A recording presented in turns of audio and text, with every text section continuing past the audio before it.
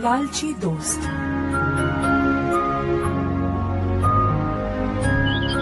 एक गांव में रहते थे 3 दोस्त, बिल्लू, नीलू और पिंकू। तीनों की दोस्ती बड़ी पक्की थी।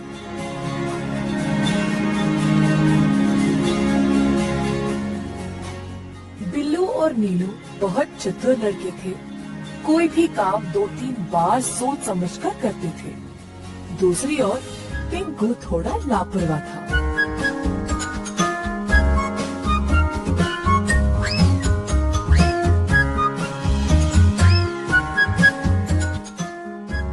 एक बार पिंकू बिल्लू और नीलू के पास आकर बोला, ओ बिल्लू नीलू, आज हमें आम के खेत में जाना था ना, भूल गए?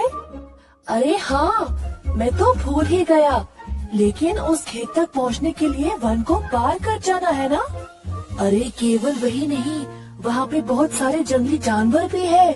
नहीं भाई नहीं, मैं नहीं आ सकता, मुझे डर लगेगा। अरे यार, वहाँ कोई जंगली जानवर नहीं है, लोग हर रोज उसी रास्ते से आते जाते हैं, चलो ना चलते हैं। पिंकू, लेकिन मैंने अपने माँ बापू को नहीं बताया।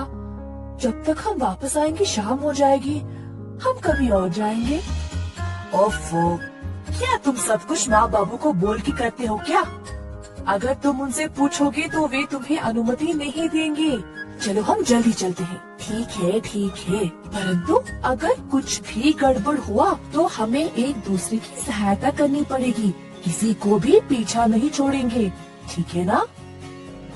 अच्छा, ठीक है, अब चलो तो सही। तीनों दोस्त वन के भीतर चल पड़े, लेकिन सबको डर लगी थी, क्योंकि बचपन से वे सब एक भयानक जानवर की कहानी सुनते आए हैं, जो इसी वन में रहा करता था। थोड़ा आगे चलते ही अचानक से उनको एक तेज आवाज सुनाई दी। तीनों झट से रुक गए और आसपास देखने लगे कि ये आवाज आई कहाँ से। अचानक से मुड़कर देखा तो उनके पीछे था एक बड़ा सा भालू। तीनों भयभीत होकर वहाँ से भागने लगे और एक पेड़ के पीछे छुप गए। हे भगवान, भालू आ गया, अब क्या करें? बिल्लू, नीलू, इस पेड़ को चढ़ने में मेरी सहायता करो। ऊपर जाने के बाद मैं तुम दोनों को खींच लूंगा। जैसा पिंकू ने कहा वैसे ही बाकी दोनों ने किया। पिंकू, अब तुम अपना हाथ दो। अरे, अपना हाथ क्यों नहीं दे रहे हो? जल्दी, भालू आ रहा है, जल्दी करो। वैसे यहाँ एक ही बैठ सकता है। तुम लोग कहाँ बैठोगे? बिल्लू और नीलू को पिंकू के ऐसा बोलने पर समझ ही नहीं आया। भालू और पास आने लगा। मेरे दोस्त नीलू, अगर हम जमीन पर पड़कर मरने का नाटक करें तो भालू शायद हमें कुछ नहीं करेगा। हाँ बिल्लू, अब यही करेंगे। दोनों लड़के जमीन पर पड़ गए और हिले बिना मरने का नाटक किया। भालू लड़कों के पास आया और उनको सूंघने लगा। दोनों को मरा हुआ समझ के भालू वहाँ से चला गया।